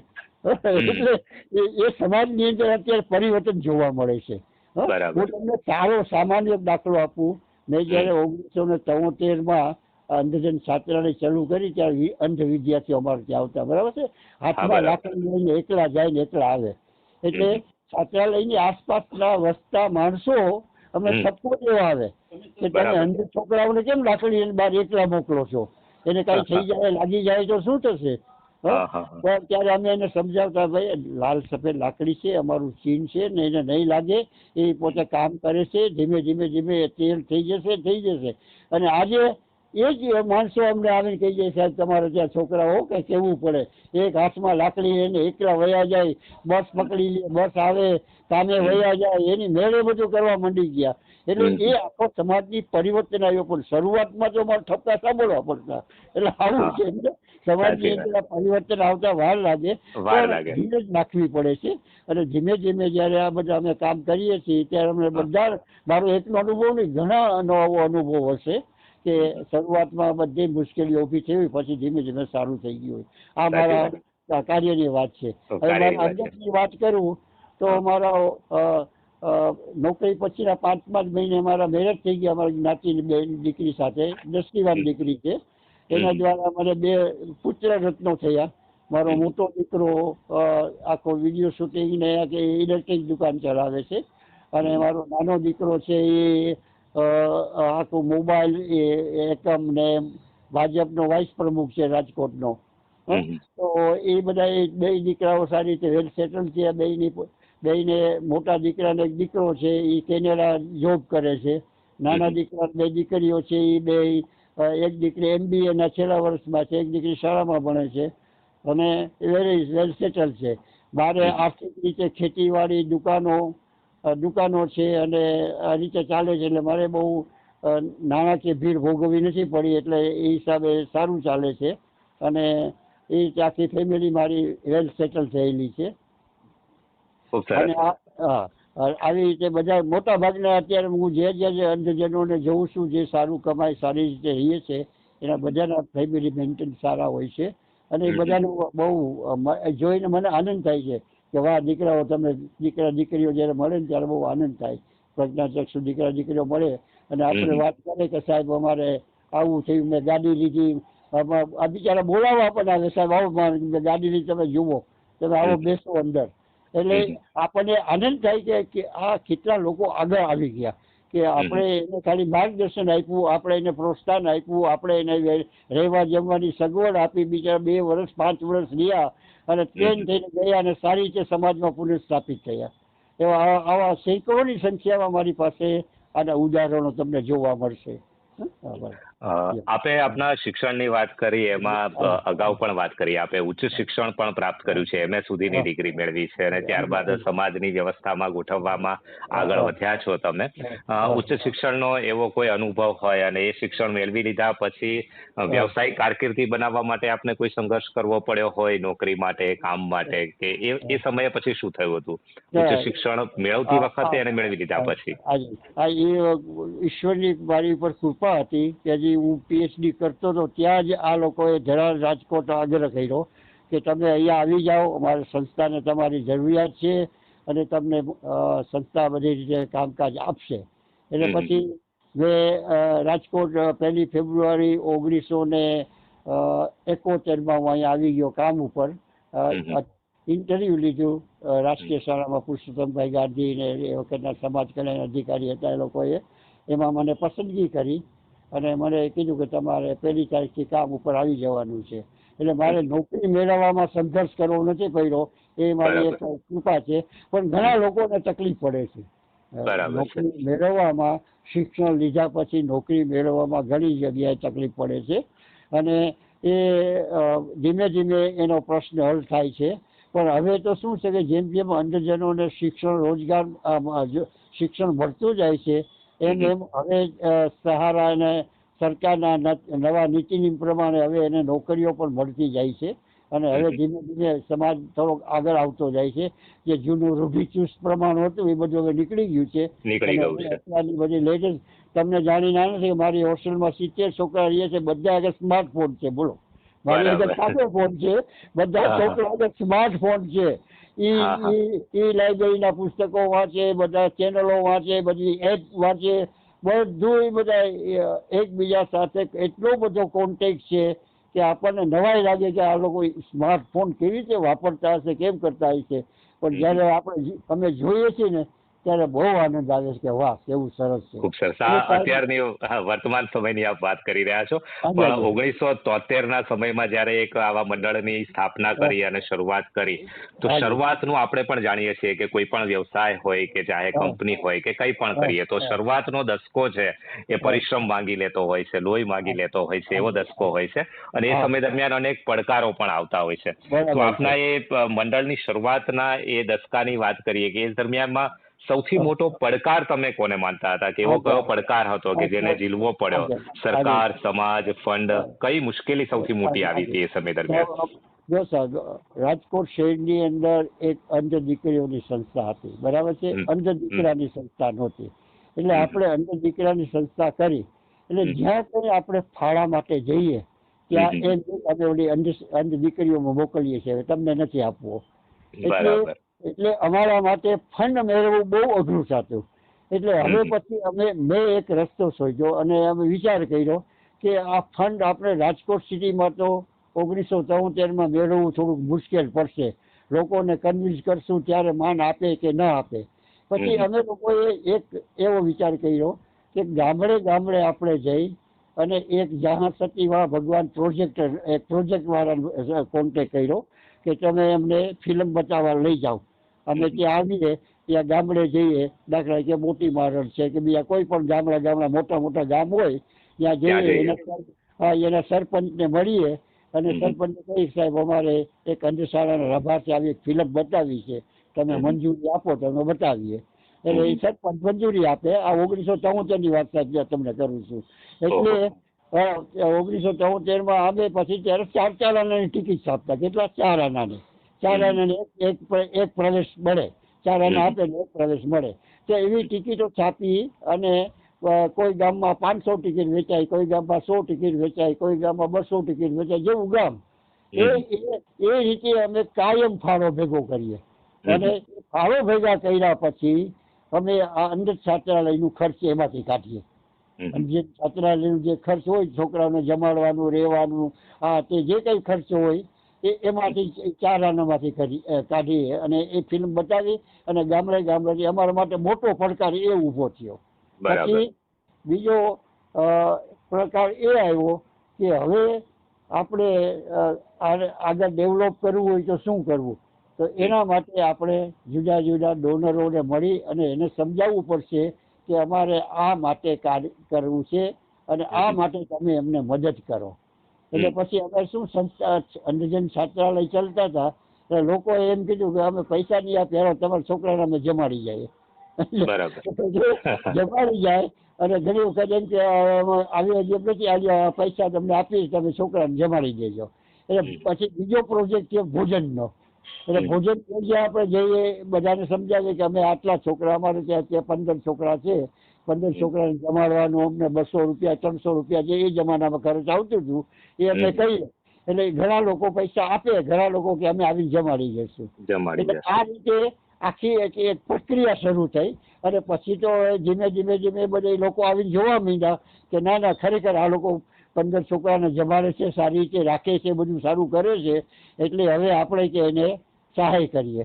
પછી અમે બધા મોટી કંપનીઓ હોય રાજકોટમાં એને બધાને મળવા માંડ્યા, એને સમજાવવા માંડ્યા અને એ લોકોએ પછી સંસ્થાને એક પ્રોજેક્ટ આપ્યો કે તમે છે ને એન્યુઅલ રિપોર્ટ બહાર પાડો અને એન્યુઅલ રિપોર્ટની અંદર તમે બધી મોટી કંપનીઓ જાહેરાત લ્યો. એટલે રાજકોટની મોટી બહારની વિદેશની બધી કંપનીઓની જાહેરાત લેવા માંડ્યા. એટલે એમાં એક મોટો ફાળો ઊભો થઈ ગયો. ત્રીજો પ્રોજેક્ટ થયો. પહેલો ફિલ્મ બતાવવાનો, બીજો ભોજનનો અને ત્રીજો એન્યુઅલ રિપોર્ટનો. એન્યુઅલ રિપોર્ટ કરી એટલે લાખો રૂપિયા જાહેરાત, કોઈને 5,000ની આપે, કોઈ 2,000ની આપે, કોઈ 10,000ની આપે, એમ જાહેરાત મંડી ગઈ આવવા. એટલે સંસ્થાને આ એક મોટો ફાયદો થઈ ગયો. દર વર્ષે અમે છેલ્લા 54 વર્ષથી દર વર્ષે અમે રિપોર્ટ બહાર પાડીએ અને રિપોર્ટની અંદર અમે જાહેરાત લઈએ. એટલે સંસ્થાને એક મોટો ફાળો મળી ગયો. બરાબર છે. પછી ચોથો પ્રોજેક્ટ આવ્યો અંધ ધ્વજ દિન ઉજવણી. શાળાની અંદર દર 14 સપ્ટેમ્બરે અંધ ધ્વજ દિનની ઉજવણી થાય. એની અંદર અમે ધ્વજ, પત્રિકા, બિલા બધું મોકલીએ અને શાળાવાળાને મોકલી આપીએ પોસ્ટ દ્વારા અને રાજકોટ પ્રોપરની અંદર બધે બોક્સિસ આપી આવે ધ્વજ દિનના અને એમાં એ ફાળો થવા માંડ્યો. તમને જાણીને આનંદ થશે કે રાજકોટ જેવા જિલ્લાની અંદર, અમે રાજકોટ જિલ્લામાં એકમાં જ કરતા, સૌ જિલ્લાવાળા સૌ કરે એટલે આપણે કોઈને ડિસ્ટર્બ ના કરતા. કારણ કે વિસાવદર વાળા જુનાગઢ જિલ્લામાં કરે, ઓળાવાળા કરે, અલગ અલગ જિલ્લામાં સંસ્થાઓ હતી એટલે એ સંસ્થાઓ એ જિલ્લામાં કરે. એમ અમે રાજકોટ જિલ્લામાં કરતા અને ધીમે ધીમે પ્રોજેક્ટ એવો સારો ચાલ્યો કે આજે સંસ્થાને દર અંધ ધ્વજ દિને લગભગ 15 લાખ રૂપિયાનું પ્રોજેક્ટ શાળાવાળો આપે છે. શાળાવાળો ફાળો કરીને મોકલાવે છે આખા જિલ્લામાંથી. પ્રાથમિક શાળા, માધ્યમિક શાળા, કોલેજ, ઓફિસ, બેંકોમાંથી બધે ફાળો આવે છે. અને એ અમારો ચોથો પ્રોજેક્ટ થયો કે ફંડ રેઇઝનો. અને પછી એના પછીનો પ્રોજેક્ટ પાડ્યો અમે ઇનામી ભેટ કૂપનનો. એ 10 રૂપિયાની ટિકિટ, 5 રૂપિયાની ટિકિટ છપાવીએ, એમાં ઇનામો બધા બહાર પાડીએ અને એનું વેચાણ કરીએ. એનું વેચાણ મુખ્ય ભાગે ઓફિસો, બેંકોમાં, ઉદ્યોગોમાં થાય વેચાણ એનું. અને એમાં એ ફાળો આવવા માંડ્યો. આમ આવા અમારા 4-5 મોટા પ્રોજેક્ટો ચાલવા માંડ્યા. એમાં સંસ્થા ધીમે ધીમે પગભર થવા મળી ગઈ. પછી સંસ્થાને વાંધો ના આવ્યો એમ. પણ શરૂઆતમાં તો તમને વાત ના કરો, 4 આનાથી અમે શરૂઆત કરી હતી. આજે સંસ્થા પાસે આ 10 કરોડની મિલકત છે તો એ 4 આનામાંથી ઉભી થયેલી છે. બરાબર. ખૂબ એની પાછળ અથાગ પરિશ્રમ અને ખાસ તો એક સદભાવનાનું કામ અને એક કર્તવ્ય નિષ્ઠા પણ છુપાયેલી છે કે કંઈક કરવું છે અને સારું કરવું છે અને સદાચારની આખી વાત હતી. માટે જ એ 4 આનાથી શરૂ થયેલી વાત કરોડો સુધી પહોંચી છે. આમ છતાં આમ તો આ વાત, આવો પ્રશ્ન ન મૂકી શકાય, પરંતુ જીવનમાં જેમ તડકો અને છાયો હોય છે, રાત અને દિવસ હોય છે, એટલે ક્યારેક તો એવા દિવસો આવે કે એવું લાગે કે જે સેજ આપણને હતાશામાં, નિરાશામાં ધકેલી દે. શું સંસ્થા માટે અથવા વ્યક્તિગત સમયમાં આવો કોઈ નિરાશાનો સમય આવ્યો હતો કે એવું લાગે કે કદાચ હવે સંસ્થાને બંધ કરી દેવી પડશે? એ વખતે ડૂબતાનું તરુણું કોણ બન્યું? શું લાગ્યું કે ક્યાંથી નવો પ્રકાશપુંજ આપણી સામે આવ્યો અને ફરીવાર આપણે પાછા દેદીપ્યમાન થયા? આવ્યો કોઈ નિરાશાનો સમય ખરો? ના, એવું તો નથી બન્યું, પણ કોઈ પણ પ્રોજેક્ટ શરૂ કરીએ ને ત્યારે એની સમસ્યાઓ આવતી કે આવા પ્રોજેક્ટ ચાલશું કે બંધ કરવો પડશે, ચાલશે કે બંધ કરવો પડશે. દાખલા તરીકે અમારે બિલ્ડિંગો બાંધવા હતા, તો બિલ્ડિંગ માટે ફાળો એકત્ર કરવો હોય તો હવે એ લોકો પાસેથી મળશે કે નહીં, આટલો મોટો પ્રોજેક્ટ કરવો છે, કરોડ રૂપિયાનો પ્રોજેક્ટ બનાવવો છે તો મળશે કે નહીં. એટલે એ મનની અંદર એક બીક રહેતી, પણ છતાં એમ હાલો આપણે કરી તો જાય, પ્રયત્ન તો કરીએ, ભગવાનને મદદ મળી જશે તો આપણું કામ થઈ જશે. તો અમે જે બિલ્ડિંગો બાંધ્યા, પહેલું બિલ્ડિંગ મેં બાંધ્યું ત્યારે મને વિદેશનો મોટો સપોર્ટ મળ્યો. વિદેશના અમારા એક સગાવાલા હતા, મારા મોસાળ પક્ષના હતા, બીજા પક્ષના હતા, એ લોકોને બધાને વાત કરી અને એ લોકોએ આખું બિલ્ડિંગ મને 12 રૂમનું બાંધી આપ્યું. અહીંયા પહેલું બિલ્ડિંગ એ લોકોએ બધા ત્યાંથી જ ફંડ ભેગું કર્યું અને ત્યાંથી ફંડ ભેગું કરી અને આખું બિલ્ડિંગ બાંધી આપ્યું 12 રૂમનું, અને એ મારું કામ થઈ ગયું. પછી ત્રીજું બિલ્ડિંગ મેં બાંધ્યું, એમાં મારી સાથે બોમ્બે યુનિવર્સિટીમાં અમે સાથે ભણતા, એ સાથે અમે ત્યાં રહેતા હોસ્ટેલમાં, અને અમારો બેનો કાયમ નિયમ સાંજના ભેગા જમવા બેસીએ. તો એ ભાઈ મિત્ર, એક મારા મિત્રએ મને ત્રીજું બિલ્ડિંગ બાંધવા માટે 55 લાખ રૂપિયા આપ્યા અને કે બાંધી લેતો બિલ્ડિંગ. એટલે આ રીતે બધે અચાનક કુદરતી પૈસા મળી ગયા અને કામકાજ થઈ ગયું. એટલે મારું શું કહેવાનું કે આપણો હેતુ શું થતો, હેતુ શું થતો તે ભાઈ અમારે આ કરવું છે અને અમારે વ્યવસ્થા કરવી છે.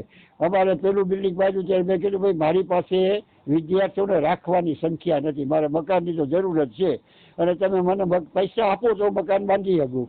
એટલે મને એને પૈસા આપ્યા, મેં મકાન બાંધ્યું. આજે 70 અંધ ભાઈઓને ખાવા પીવા રહેવા બધી સગવડ સાથે એક રૂમમાં સેટીઓ, 2 પલંગો, ટેબલ ખુરશી ઉપર જમવાનું અને બધા બાથરૂમ સગા ફુવારાવાળા, નાઈ જોઈને આનંદ કરવાનો. એટલે આવી અદ્યતન સુવિધાઓ સાથેનું હોસ્ટેલ મેં બનાવી અને આજે કોઈને જે કોઈ આવે કે વાહ આવી સગવડ, આવું ભોજન ક્યાંય મળતું નથી. ખૂબ સાચી વાત છે. અને એવું કહેવાય છે કે સારા કામમાં સૌ કોઈ સાથ આપે અને જ્યાં પરહિતની વાત હોય ત્યાં પરમેશ્વરનો સાથ પણ ચોક્કસથી હોય. એટલે એવું જ આપના અને આપના આ મંડળના કાર્યોમાં થઈ રહ્યું છે. વર્તમાન સમયની એક સહેજ વાત આપને એ કરવી છે કે સમાજના વલણ વિશે જો વાત કરીએ તો પહેલા કહ્યું એ પ્રમાણે પહેલા તો કદાચ સમાજનો એક ઉપેક્ષિત વર્ગ ગણી લેવામાં આવતો હતો, અપંગ જેવો શબ્દ પણ વાપરવામાં આવતો હતો. હવે એ શબ્દ બદલાઈને દિવ્યાંગ થઈ ગયો છે, પરંતુ માત્ર આ એક શબ્દ બદલાયો છે કે ખરેખર આમ દિલથી સ્વીકાર ભાવના સમાજમાં દેખાઈ રહી છે? આપનું શું અંગત મંતવ્ય છે?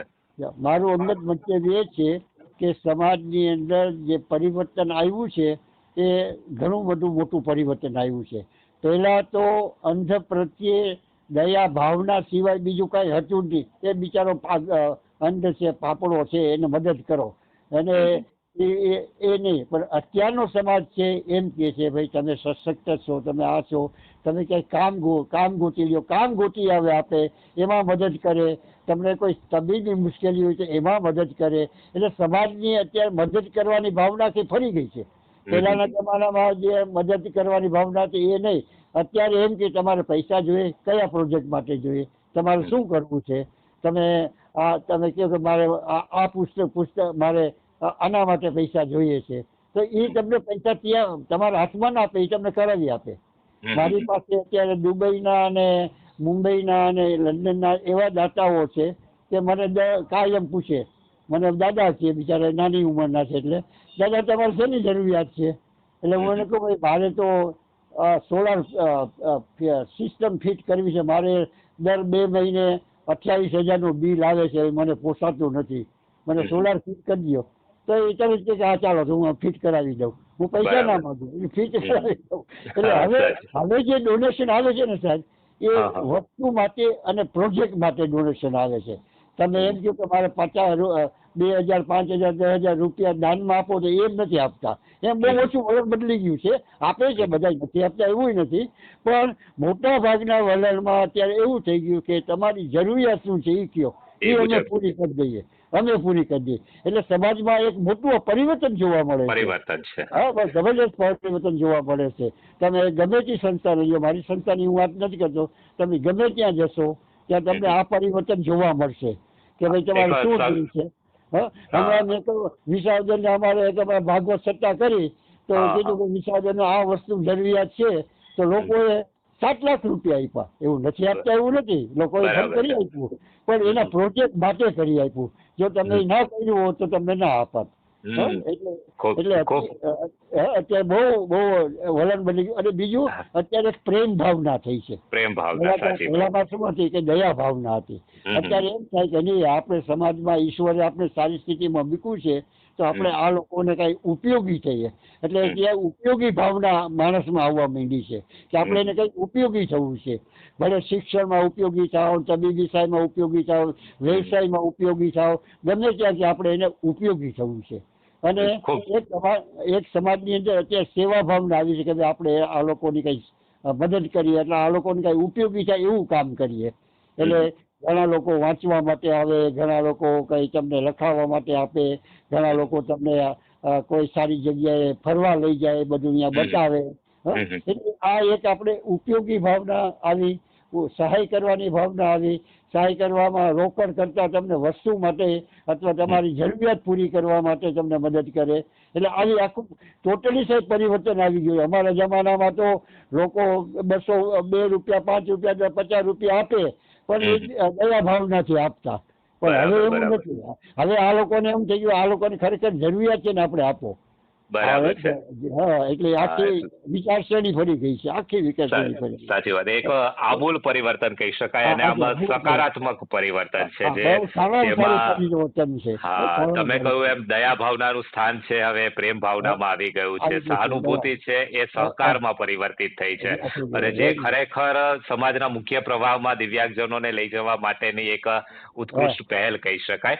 ખૂબ સારી વાત છે. હવે આપના વિશે એક વધુ વાત જાણવી છે. અત્યારે પણ આપની સાથે લાંબા સમયથી વાતચીત ચાલી રહી છે. આપની ઉર્જાનો અનુભવ અત્યારે ઓડિયોના માધ્યમથી પણ થઈ રહ્યો છે. તો આપની દિનચર્યા થોડીક જાણવી છે કે 86 વર્ષની ઉંમર, 8 દાયકાનું જીવન પૂરું થયું છે.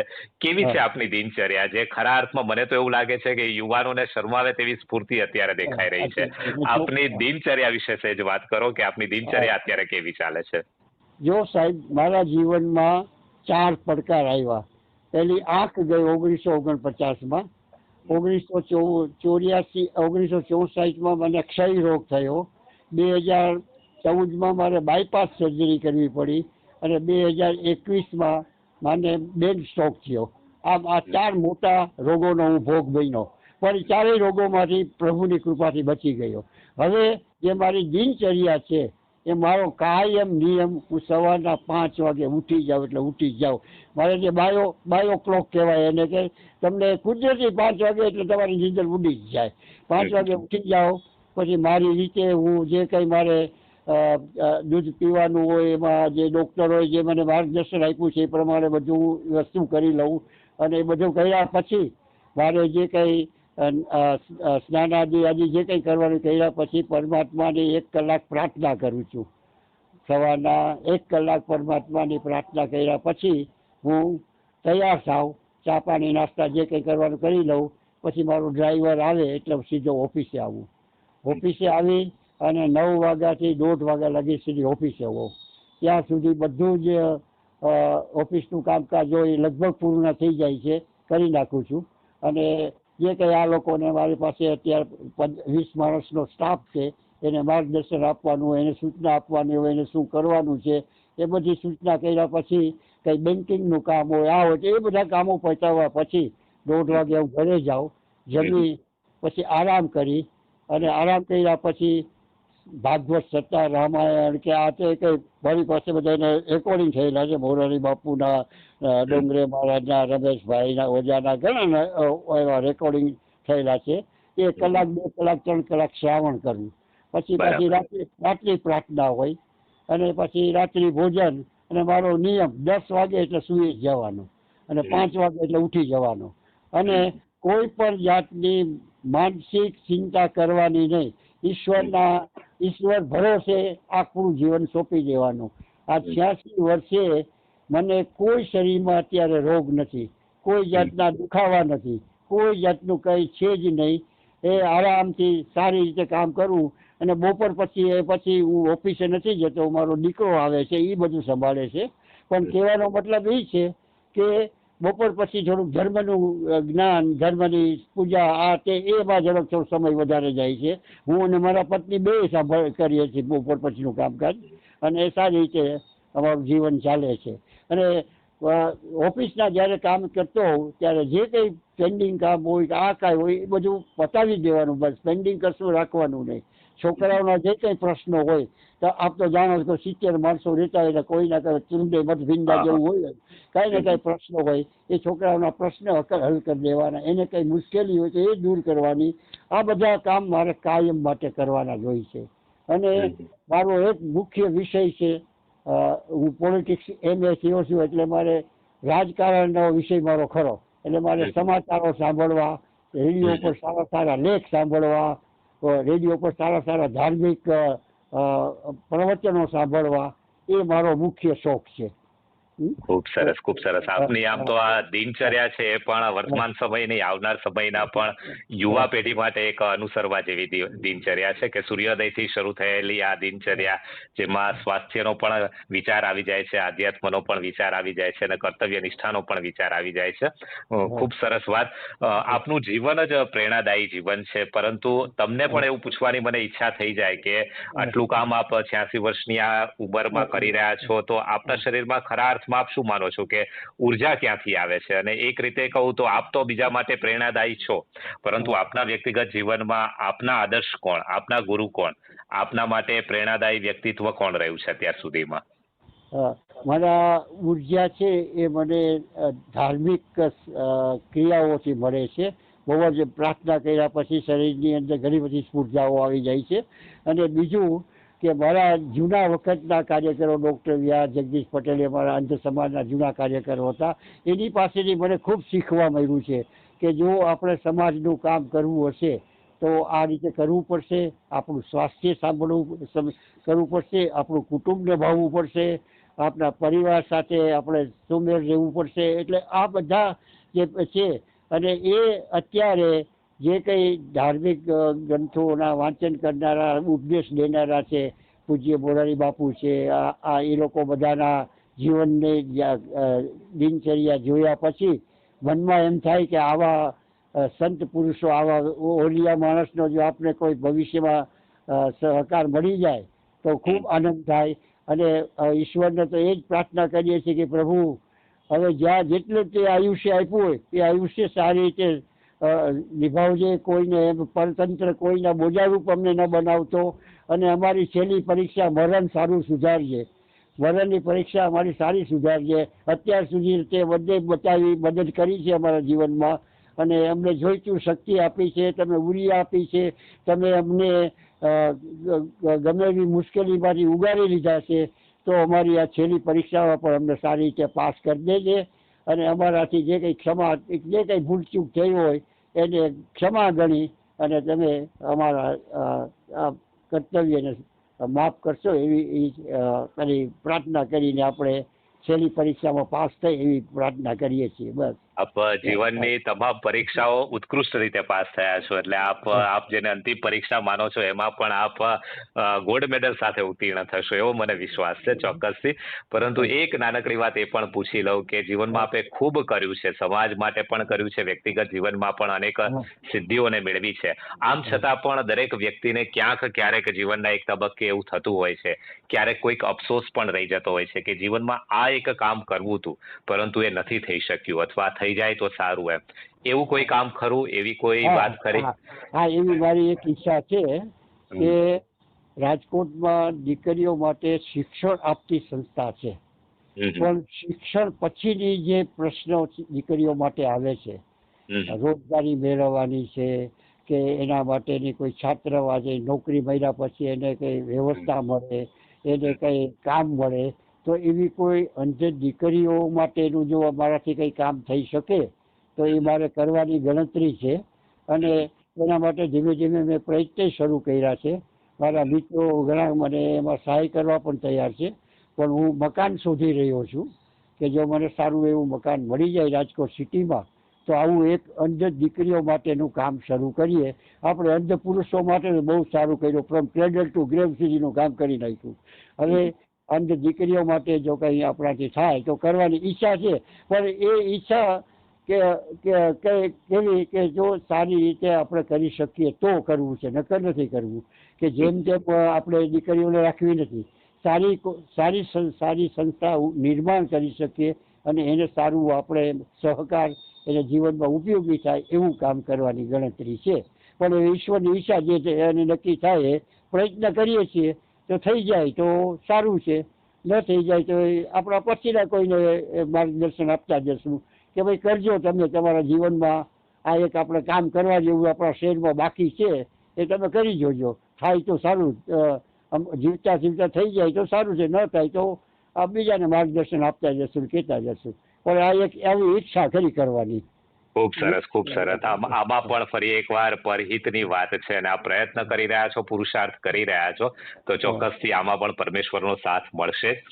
શ્રી અંધ વિદ્યાર્થી ભુવન વિસાવદરની આ યુટ્યુબ ચેનલના માધ્યમથી અમે આપની વાત જ લોકો સુધી પહોંચાડવા માંગીએ છીએ અને ખાસ કરીને આપનું જે પ્રેરણાદાયી જીવન છે તેનાથી સૌ કોઈ વાકેફ થાય. આપના કર્તવ્યોની સુવાસ તો અત્યારે કર્મનિષ્ઠાની સુવાસ પણ સમાજમાં ચારે તરફ પ્રસરી રહી છે વર્તમાન સમયમાં, પણ આવનાર સમયમાં પણ લોકો આનાથી જાણકાર થાય તેવો ઉદ્દેશ્ય છે. ત્યારે અંતમાં એક વાત આપના તરફથી એ સાંભળવી છે, ખાસ કરીને આ સોશિયલ મીડિયાના પ્લેટફોર્મના માધ્યમથી આજના યુવાનોને આપ શું સંદેશ આપવા માંગશો? દિવ્યાંગ યુવાનો હોય કે પછી સાધારણ યુવાનો હોય, કારણ કે વર્તમાન સમયમાં સાહેબ આપણે જોઈએ છીએ કે છાશવારે યુવાન નિરાશ થઈ જતો હોય છે, હતાશ થઈ જતો હોય છે, ન ભરવાના પગલા પણ ઉપાડી લેતો હોય છે, નાનકડી અમથી નિષ્ફળતાને પણ સહન નથી કરી શકતા તેવા સમાચારો આપણે જોઈએ છીએ.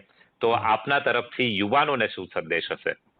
યુવાનોને મારે થોડાક સંદેશો આપવા છે. પહેલો સંદેશ છે, તમે શોર્ટકટ છોડી દો, લોંગ કટ પકડો, તમે પરિપક્વ એમાં બનો. તમે જૂનું જ્ઞાન મેળવી અને પછી મોટી આશા રાખો એવું નથી. તો કોઈ પણ અત્યારના યુવાનોની અંદર એક આ જોવા મળે, શોર્ટકટ મેળવી લેવો, કેમ તાત્કાલિક એનો લાભ લઈ લેવો, કેમ તાત્કાલિક ડિગ્રી મેળવી લેવી, પછી આડા હવડી ગમે તેમ ડિગ્રી મેળવી લેવી, પછી લાયકાત હોય ને આપણી, અને પછી આપણને કામ મળે એટલે કામ ઉપર આપણે પછી સંતોષ આપી શકતા નથી. એટલે પહેલું કામ શોર્ટકટ છોડી અને વ્યવસ્થિત લોંગ કટ પકડી અને સારી રીતે તમે તૈયાર થાવ. તમે પેલા એ વિષયના નિપુણ બનો. તમારે જો શિક્ષક બનવું છે તો તમે સારા શિક્ષક બનવા માટેની એની તમામ લાયકાત મેળવો, એના માટેની યોગ્ય ડિગ્રી મેળવો, અને યોગ્ય ડિગ્રી મેળવ્યા પછી તમને સારું શિક્ષકનું કામ મળે તો તમને તમારી પાસે સારી આવડત હશે તો તમે વિદ્યાર્થીઓને સારું શીખવાડી શકશો. આ એક. બીજી, તમને સારી નોકરી મળે તો તમે જ્યાં નોકરી કરો છો ત્યાં તમે વફાદારીથી નોકરી કરો અને તમારી લાયકાત પ્રમાણે તમને કામ મળ્યું છે તો તમારી લાયકાત સિદ્ધ કરો. ઘણી વખત કોઈક જગ્યાએ એવું જાણવા મળે છે અમને કે મોટા ડિપાર્ટમેન્ટ, રેલવે ડિપાર્ટમેન્ટ છે કે આ ડિપાર્ટમેન્ટની અંદર અંધને નોકરી મળી જાય છે, પછી એને જોઈ એવું કામ આપતા નથી, એટલે જોઈ એવી અંધજનો એનો ઉપયોગ કરતા નથી. એટલે એના કારણે શું થશે કે અંધની છાપ છે એક પેલા નિરાશા જેવી થઈ જશે કે ભાઈ એ અંધને કામે રાખ્યો છે, એને થાય એ કરે, ન કરવું તો કાંઈ નહીં. એવું નહીં, મારે કામ કરવું છે, મને કામ આપો. તમે મને પગાર આપો છો તો તમે મને પગાર આપો, તમે મને કામ લ્યો, મારી પાસેથી કામ લ્યો અને મારી આવડતનો લાભ લ્યો તમે. એટલે તમે પેલા આવડત મેળવો. આવડત તમારામાં આવી જશે તો સામાજિક કામ તમને ઓટોમેટિક મળશે. મેં ઘણા મારા વિદ્યાર્થી છોકરાઓને જોયા છે સંગીત શિક્ષક તરીકે, ઘણા તંબુરામાં કે સંગીત શિક્ષક છે, કોઈ આમ છે, પણ ઘણા એવા વિદ્યાર્થીઓ છે કે જે એને શાળાની અંદર માન મેળવ્યું છે, એની સંગીતનો લાભ આપ્યો અને વિદ્યાર્થીઓને સંગીતમાં સારી રીતે તૈયાર કર્યા છે. એટલે આપણે એક વસ્તુ જીવનમાં સમજી લેવાની છે, નિરાશા આવવાની છે, હતાશા આવવાની, બધું આવવાનું જ છે, પણ એમાં આપણે જરાય પેલું ન થવું, હતાશ ન થઈ જવું, હિંમત રાખવી, ધીમે ધીમે આગળ વધવાનો પ્રયત્ન કરવો અને પુરુષાર્થ કરતા રહેવું. પુરુષાર્થ વગરનું પ્રારબ્ધ આપને ઉપયોગી થતું નથી. આપણામાં પ્રારબ્ધ છે, પ્રારબ્ધ તમારામાં છે, તમને ઈશ્વરે અત્યારે ટેકનોલોજીના મારફત દ્વારા અનેક સુવિધાઓ આપી છે, પણ એ સુવિધાઓનો સારો લાભ મેળવવો, એ સુવિધા વિશે તમારે સંપૂર્ણ જ્ઞાન મેળવવું અને એનો લાભ બીજાને આપવો, એ અત્યારના જમાનામાં ખાસ જરૂર છે. અને આત્મહત્યાને તો કોઈ વિચાર જ નહીં કરવાનો. ઈશ્વરે આપને મનુષ્ય જે આપ્યો છે, આપણે માનવી બનીને જીવવાનું છે. આપણે કઈ સમાજને, દેશને, કુટુંબને ઉપયોગી થવાનું છે. એટલે જે તમે અત્યારના સમાજમાં વિદ્યાર્થીઓમાં જે નિરાશા જોવા મળે છે એનું મુખ્ય કારણ છે શોર્ટકટ. ગમે તેવી રીતે મેળવી લેવું અને એ વિશે નિષ્ણાંત ન થવું, એ વિશે આવડત ન મેળવી, એ વિશેનું જ્ઞાન ન મેળવવું અને બીજાને મળ્યું તો મને મળવું જ જોઈએ એવી ભાવના કોઈ દિવસ રાખવી જ નહીં. ખૂબ સરસ. યુવાનો માટે ખરેખર આપનો આ સંદેશ છે એ પ્રેરણાદાયી રહેશે. હવે વાતને આપણે પૂરી કરવા તરફ આગળ વધવું છે, તો અંતમાં માત્ર એક જ વાક્ય આપની પાસેથી સાંભળવું છે. આપના જીવનનો મંત્ર શું? આપના સમગ્ર જીવનનો સાર જો આપણે એક વાક્યમાં કહેવો હોય તો આપ શું કહેશો? એક જ વાતમાં કહું તો સંપૂર્ણ તમારે સારું જીવન જીવવું હોય તો ઈશ્વર ઉપર શ્રદ્ધા રાખી અને કર્તવ્યમાં નિષ્ઠા રાખી આગળ વધો. ઈશ્વર તમને જરૂર મદદ કરતા રહેશે. કર્તવ્યની અંદર નિષ્ઠા હોવી જોઈએ. નિષ્ઠા વગરનું કર્તવ્ય કંઈ કામમાં આવતું નથી. એટલે તમે જે કોઈ કામ કરો એ કામની સંપૂર્ણ નિષ્ઠા રાખો અને એને સંપૂર્ણ તમે ન્યાય આપો. તમારાથી બનતી તમામ તાકાત તમારા કર્તવ્યોમાં વાપરો તો તમને યશ મળ્યા વગર રહેવાનો જ નથી. આ મારો 86 વર્ષનો અનુભવ છે. ખૂબ સરસ, ખૂબ સરસ. આપની સાથેનો આ સંવાદ ખરેખર ખૂબ જ ઉત્કૃષ્ટ રહ્યો છે, પ્રેરણાદાયી રહ્યો છે અને સમાજના અનેક લોકો સુધી આ વાત પહોંચશે, જે ખરેખર અમારા આજના આ પ્રયાસનો મૂળભૂત ઉદ્દેશ્ય પણ છે. અંતમાં એટલું કહું કે આ સોશિયલ મીડિયાના માધ્યમથી તો આપણી મુલાકાત થઈ છે, પરંતુ આપનો આ સુખદ સંવાદ સાંભળ્યા પછી કદાચ કોઈ દ્રષ્ટિહીન વ્યક્તિ અથવા તો કોઈ સામાન્ય માણસને પણ જો આપને મળવું હોય, આપને મળવાની ઈચ્છા હોય તો એ ક્યાં મળી શકે? આપનો સંપર્ક કેવી રીતે થઈ શકે? ગમે ત્યારે મને મળવા માટે હું રવિવારે હોઉં છું, 7 દિવસ નવા વર્ષે પણ હોઉં છું. સવારના 10 થી 1:30 સુધી હું ઓફિસમાં જોઉં.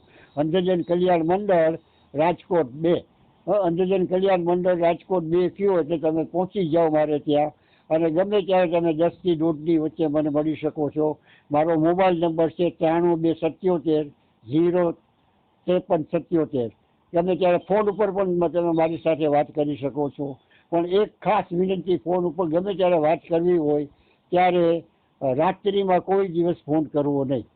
કારણ કે હું કોઈ ઊંઘની ડિસ્ટર્બમાં માનતો નથી. એટલે ગમે ત્યારે દિવસમાં આપને ફોન કરવો હોય ત્યારે છૂટ છે. મારી મુલાકાત લેવી હોય તો છૂટ છે. ગમે ત્યારે મળવું હોય ત્યારે છૂટ છે. સવારના 10 થી 1:30 સુધી અંધજન કલ્યાણ મંડળના કાર્યાલયમાં આપ જરૂર પધારો. આપણે જે કઈ વાતચીત કરવી હશે આપણે એક સાથે મળીને વાત કરીશું. ખૂબ ખૂબ ખૂબ ખૂબ આભાર સાહેબ. તો ફરી એકવાર આપના વિશેની નાનકડી વાત કહી અને આજનો આ સંવાદ છે તેને હવે હું પૂરો કરીશ. સાચા અર્થમાં પ્રજ્ઞાચક્ષુઓના પથદર્શક, માર્ગદર્શક અને સહાયક એટલે શ્રી ગોકળદાસ જીણાભાઈ વાછાણી સાહેબ. સદાચારી જીવનમાં જેમનામાં સાદાઈ, સ્વચ્છતા, સેવાભાવ, સદાચાર, પરહિતના પરગજુનો જેમણે જીવન મંત્ર અપનાવી અને જીવન પથ પર કર્તવ્યનિષ્ઠા સાથે તેઓ સતત કામ કરતા રહ્યા છે. ત્યારે પુનઃ એકવાર વાછાણી સાહેબ આપનો આજનો આ સંવાદ કરવા માટે તેમજ ખાસ કરીને વર્તમાન સમયમાં સમાજમાં ચાલી રહેલી તમામ પ્રવૃત્તિઓને લોકો સમક્ષ મૂકવા માટે, યુવાનોને માર્ગદર્શન આપવા માટે અને પ્રેરણાદાયી વક્તવ્ય પૂરું પાડવા માટે પુનઃ એકવાર આપનો ખૂબ ખૂબ આભાર. ધન્યવાદ. આપનો પણ ધન્યવાદ. ભલે ભલે. ખૂબ ખૂબ આભાર.